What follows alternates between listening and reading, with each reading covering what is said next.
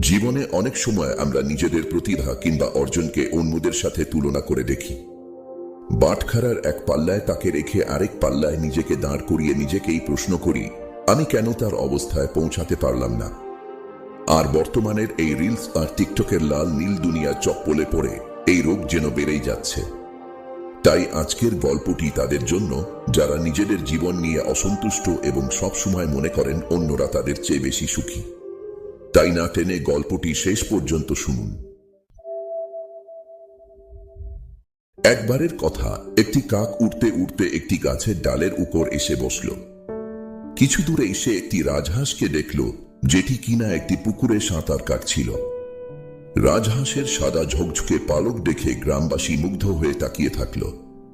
কাকটিও বেশ আগ্রহী হয়ে রাজহাঁসটির কাছে যাওয়ার সিদ্ধান্ত নিল।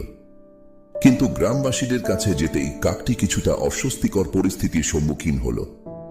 গ্রামবাসীরা হাত নেড়ে নেড়ে কাকটিকে তাড়িয়ে দিতে লাগল, যেন তারা কাকটিকে আশেপাশে দেখতে চায় না। কাকটি ভাবল, আমি হয়তো তাদের নোংরা করে দেব, তাই তারা মনে হয় ভয় পাচ্ছে। তাই সে আরেকটি জায়গায় গিয়ে বসল। কিন্তু সেখানেও গ্রামবাসীরা তাকে তাড়িয়ে দিল। এই ব্যবহারে কাকটির মন খুবই খারাপ হয়ে হল। সে দেখল রাজহাঁসকে সবাই তার সুন্দর পালকের জন্য প্রশংসা করছে, খুব বাহবা করছে। কিন্তু তাকে কেউই ভালো চোখে দেখছে না, সবাই শুধু তাড়িয়ে দিচ্ছে। মনের গভীর হতাশা নিয়ে কাকটি গ্রাম ছেড়ে একটি জঙ্গলে চলে গেল।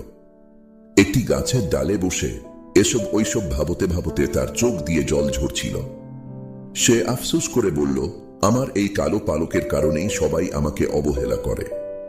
ইস, যদি আমার রাজহাঁসের মতো সাদা পালক থাকতো, তবে আমিও নিশ্চয়ই সুখী হতাম, মানুষের বাহবা কুড়াতাম। এমন সময় এক বৃদ্ধ কাক ওই জঙ্গল দিয়ে যাচ্ছিল। তার কান্না ওই বৃদ্ধ কাকটির নজরে পড়ল।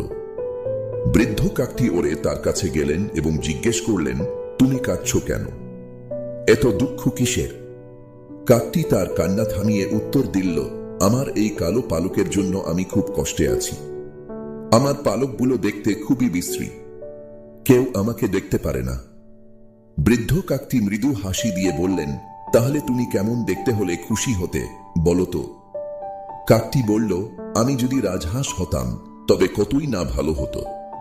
বৃদ্ধ কাকটি শান্তভাবে উত্তর দিলেন, অবশ্যই ভালো হতো।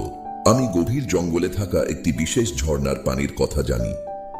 সেই পানির রহস্য হলো, যে কেউ তার শুদ্ধ হৃদয় নিয়ে সেই পানিতে গোসল করে সে নিজের রূপ পরিবর্তন করতে পারে।